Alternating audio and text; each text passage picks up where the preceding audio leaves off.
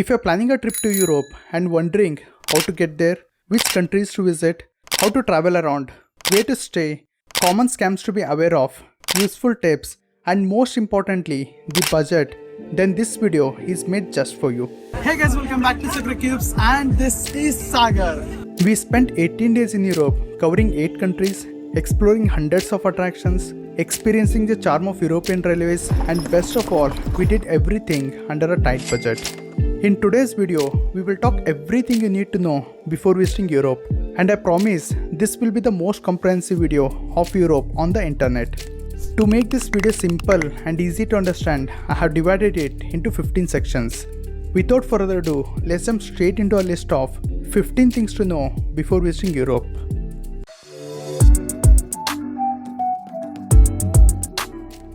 Let's start with the basic question. When is the best time to visit Europe? Europe is a year-round destination, but when exactly to visit it depends on what you want to do and see. The most sought time to visit Europe is in the summer, between June and August. During this time, you get the longest daylight between 16 to 18 hours. This is perfect if you want to cover more attractions in fewer days. But some places like Italy, Greece, Spain, and other coastal regions can get very hot. The only downside of visiting Europe during the summer is that it tends to be very crowded and expensive. The next best season is the autumn, from September to November. This is considered a shoulder season as it offers a perfect balance between the longer daylight hours, moderate crowds, comparatively light on the pocket, and pleasant weather no matter which part of Europe you're exploring. The winter season between December to February is great if you want to experience the Christmas vibes or see the snowy landscapes. It's also the best time to catch the northern lights and enjoy winter sports. Spring from March to May is another shoulder season with pleasant weather and fewer crowds. We chose to visit Europe in September, which gave us longer daylight hours, great weather, and fewer crowds while keeping a check on the budget. If you are visiting Europe for the first time, I recommend going in the shoulder seasons to make most of your time and money in Europe. Now that you have decided which season to travel, let's talk about which countries to visit in Europe.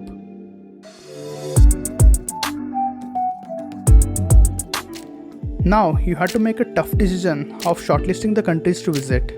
This is very important as it will lay the foundation for the Europe itinerary. Choose a country based on what you like and want to explore. Here are some basic thumb rules for an optimized itinerary. Choose the countries that share borders. It's far more practical and convenient to travel between them by train or bus. Don't randomly hop from one country to another. Keep the route in a linear or circular fashion. Otherwise, you will end up spending too much time in transit rather than exploring. It will be tempting to squeeze in as many countries as possible in a single visit, but be practical. Allocate enough time for each place and avoid overloading your plan. There is no right or wrong way to do Europe, which is why you will find so many videos on YouTube suggesting completely different itineraries. Some of the popular circuits are the Paris, Switzerland, and Italy route, sometimes adding the Netherlands. Another favorite is the Spain, Portugal, France circuit, offering a mix of beaches, culture, and vibrant cities. Eastern European circuit, including Czech Republic, Austria, and Hungary, are popular among budget travelers. If you are visiting in December for the Northern Lights, focus on just one country, like Norway, Iceland, or Sweden. The possibilities are endless. Just in case you are wondering, this cool map that you are seeing is from Enjoy the Wood. After our Europe trip, we wanted to mark the countries that we have visited on a map. This would inspire us to explore more, and this 3D map was a perfect solution. I'll drop the link to the product in the description box below. You can use the coupon code SACREDCUBES to get an additional discount. At this point, if you're confused about which circuit to choose, you can just steal our itinerary. We have created a detailed guide for each country that we have visited. These guides include loads of informations like detailed itinerary, self-guided walking tours, attraction links along with timings, local transportation, places to eat, useful tips, budget breakdowns, and more. The best part is these guides are mobile friendly and you can access it anytime on the go without the internet. You can either download the individual guides or get the bundle, which includes guides for all the countries that we have visited. Scan this QR code to download it or check the first link in the description box below. Now that you know which countries to visit, it's time to book the flights.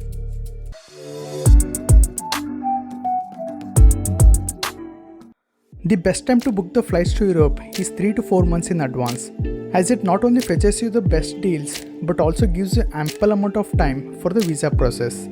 The flight prices fluctuate based on the season and the destination. On an average, you should be able to get a round-trip flight for around 60 to 70,000 rupees per person. Flights to Paris, Italy, Vienna, Spain and Portugal are generally cheaper. Flights usually include meals, in-flight entertainment and in some airlines even drinks. When booking the flights, try to include free cancellation. Although it will cost you an extra 10 to 15,000 rupees, it can be extremely helpful in case your visa gets rejected or you have to cancel the trip for any other reason. One thing to note here is that you don't have to book the round-trip flight from the same city. For example, we booked onward journey to Amsterdam while our return journey was from Vienna. The flight duration is typically 10 to 12 hours excluding the layovers, and Europe is 4.5 hours behind India, so the jet lag won't be a major issue. Now that you have your flight tickets, let's address the elephant in the room, the visa process.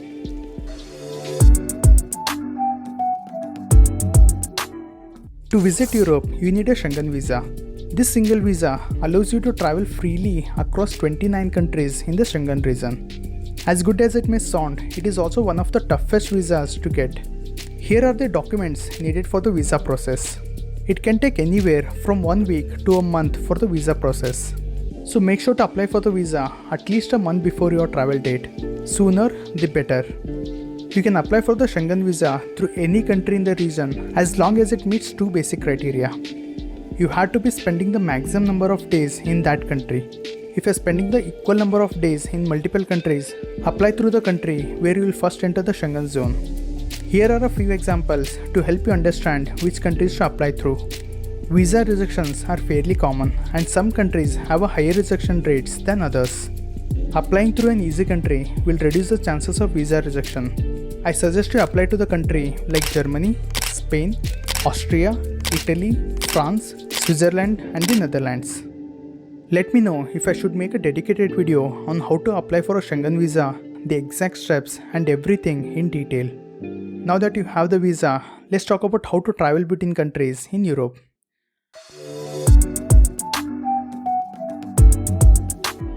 Europe is very well connected with all 4 modes of transport. The best and the most popular way to travel in Europe is by train. They are super fast, comfortable, scenic and always on time. In fact, train journeys across Europe are a top bucket list experiences for many travelers. The only downside is that train travel can be expensive.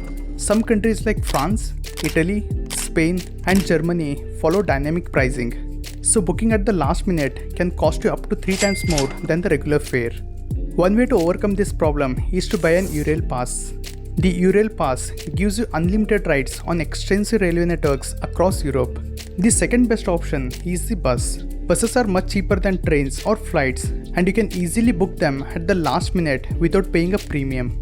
However, they are slower, so you have to choose between time and money. The last option to consider is flying.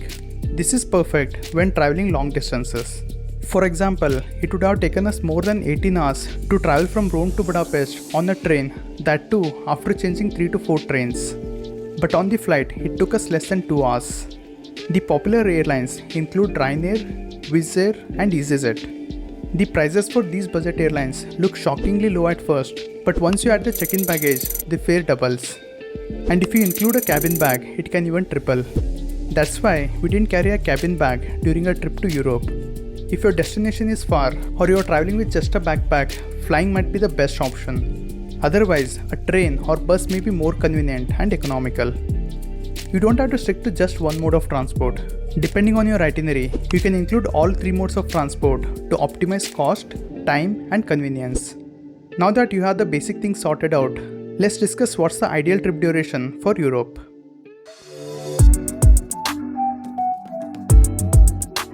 Europe looks small on the map, but it is a varied continent offering a diverse range of experiences. Covering all the popular countries in a single visit is not possible unless you are planning to spend more than 2 months in Europe. I know that's not feasible for most of us, so let's be practical. Ask yourself 3 basic questions. How many vacation days do you have? What all places do you want to cover? What is your budget for the trip? Every additional day in Europe can easily add 15 to 30,000 rupees to the overall budget. So if you don't want to overspend, then try optimizing the trip duration and leave no day unplanned. As per my experience, anything between 2 to 3 weeks is an ideal trip duration to explore Europe. If you can't manage that long, keep at least 8 to 10 days. Anything less than that is not worth the effort. Now let's talk about stays in Europe.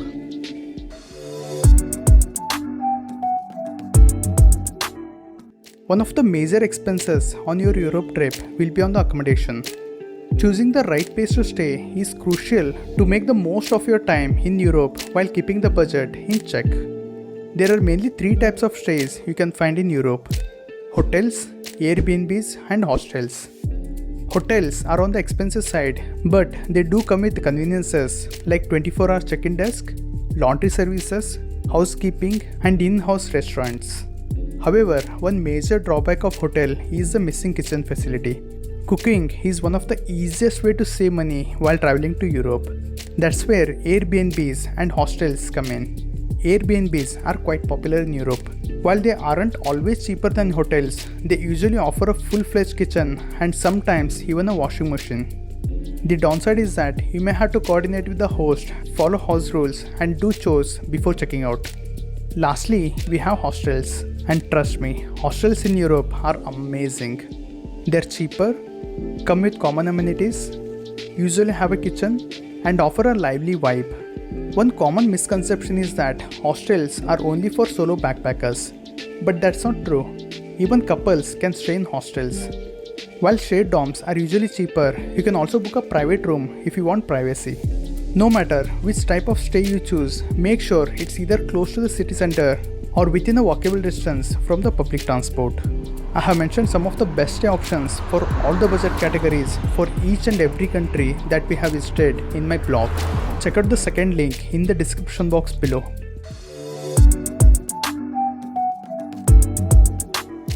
Now that you are all set to explore Europe, let's talk about money.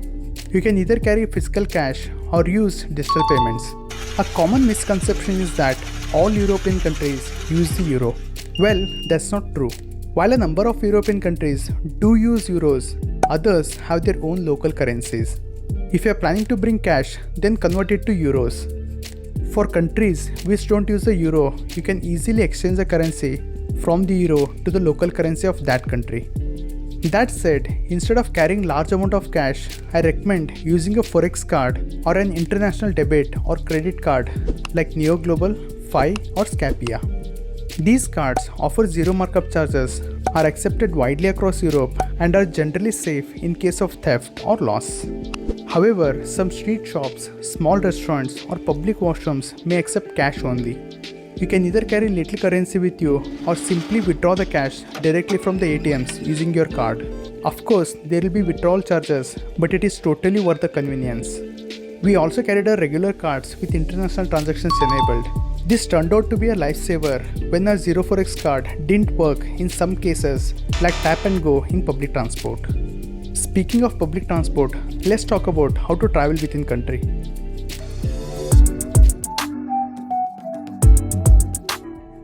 The local transportation in Europe is sorted out.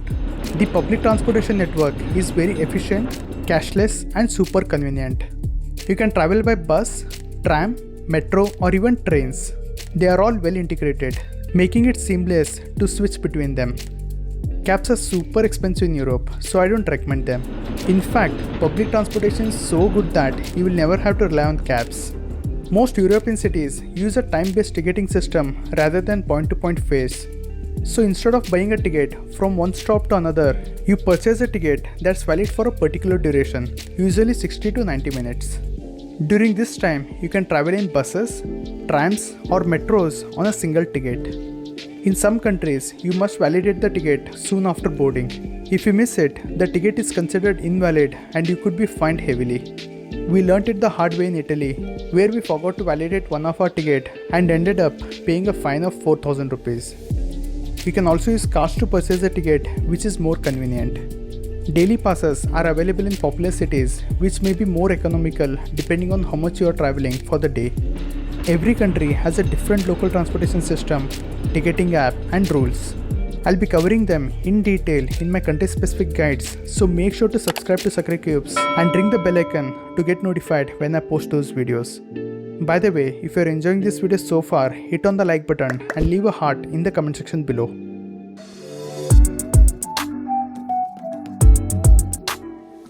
Once you're in Europe, you will need the internet access.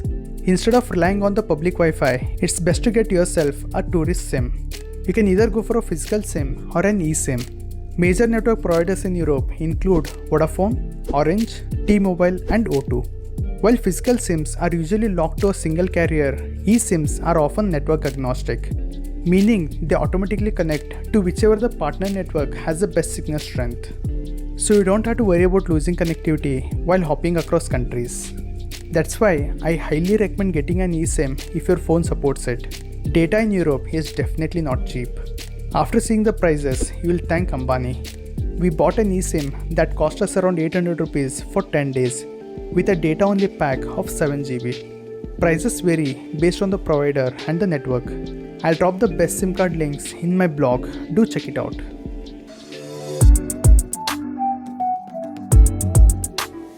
Before we talk about the attractions and experiences, do keep in mind that you don't have to do everything that you have probably seen on Instagram or YouTube. Do make a list of attractions you really want to visit and experiences that you want to try. Otherwise, you'll end up spending a lot of time and money. For example, we skipped going to the top of the Eiffel Tower in Paris, not because it wasn't iconic, but because it wasn't on our bucket list. Instead, we chose to go on a romantic cruise ride on the Seine River. And trust me, it turned out to be one of the best experiences we had in Europe. I have listed all the top attractions and their booking links in my blog. Do check the second link in the description box below. Now, let's talk about some super useful app that will help during your Europe trip.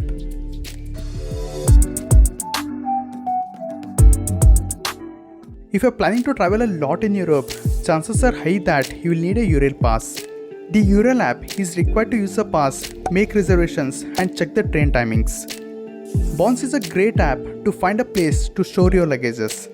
We found that Bonds is cheaper than the locker facilities in train stations. While public transportation in Europe is excellent, if you ever need a taxi, use ride-sharing apps like Uber, Bolt or FreeNow. Omio app allows you to search, compare and book different transportations like bus, train or flight at one place. You can book attractions and activities on aggregator platforms like Get Your Guide and Klook. Not everyone in Europe speaks English, so use Google Translate to communicate with locals or understand signboards. Rick Steves is a well-known travel expert with extensive Europe content. He has his own app called Rick Steves Europe, which includes self-guided walking tours, podcasts and practical tips. In addition to these general apps, each country in Europe usually has its own local apps for the public transport, attractions and more. I'll cover those in detail in individual country guides. Now let's move on to some of the useful tips and tricks that will help you explore Europe like a pro.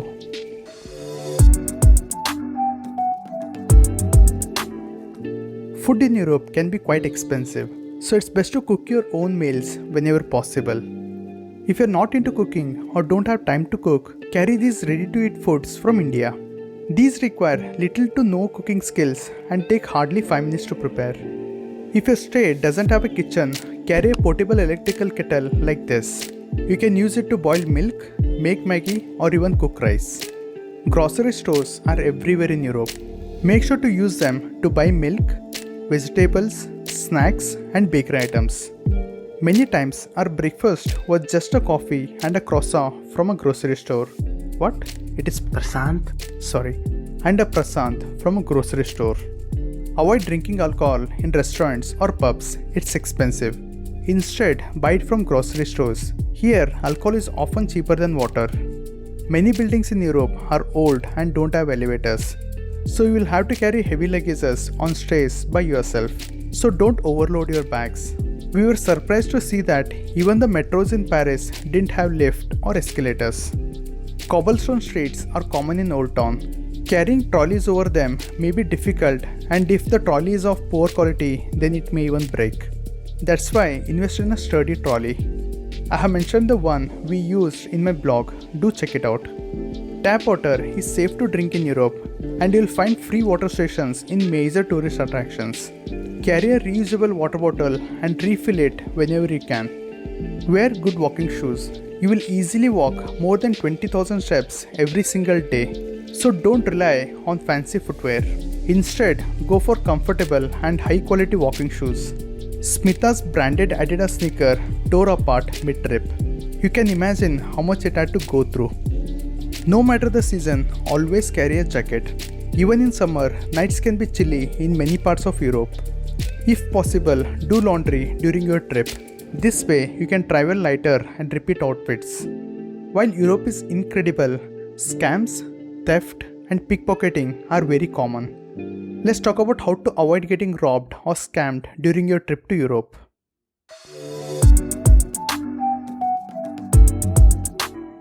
Use a strap for your mobile. Yes, it will look ugly but prevents anyone snatching your phone and running away. Carry a fanny pack with zippers to store your wallet, phone, and passport. Invest in a jacket with inner pockets and store your valuables in it. It's nearly impossible for anyone to steal from there. Use an anti-theft backpack. These bags are not ideal for travel, but it gets the job done. Use a travel lock to secure your luggage when traveling long distances by train. Scams like selling fake tickets, friendship bands, or even fake police officers are common in Europe. Never keep all your money or cards in one place. Split them between bags, wallets, or even in trolleys, so if one bag goes missing, you are not stranded. Of course, scams or theft don't happen everywhere, but cities like Paris, Milan, Rome, Florence, and Pisa are known hotspots for theft. Now comes the most important part of the video that you might be waiting for, the budget.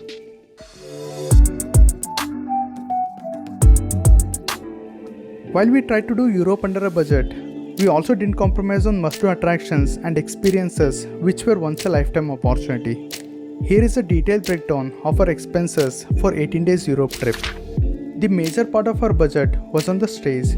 We spent 1,90,414 rupees for 17 nights, which averages at 11,200 rupees per night. The round-trip flight cost us 1,54,700 rupees for 2 people. Visa was 20,219 rupees for 2. We took an Ural pass for 4-day journey in a 30-day period. It cost us 26,221 rupees per person, totaling 52,442 rupees for 2.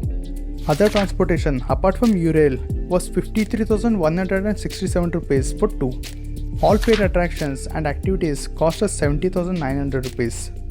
On food and groceries, we spent just 20,754 rupees. It was indeed a major saving for us.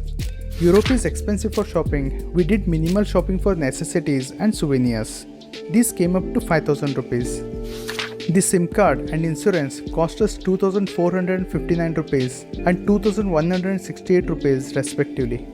Overall, we spent 5,72,318 rupees for 2 people, which comes down to 2,86,159 rupees per person for 18 days Europe trip.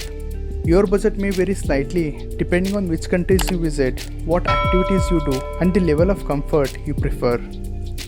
That was everything you needed to know before visiting Europe.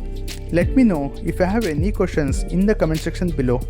If I was able to clear all your doubts, leave a comment or a heart in the comment section as well. Download our Europe travel guides by scanning this QR code on the left, or watch our Europe travel series by clicking on the right. See you in my next video. Until then, keep traveling.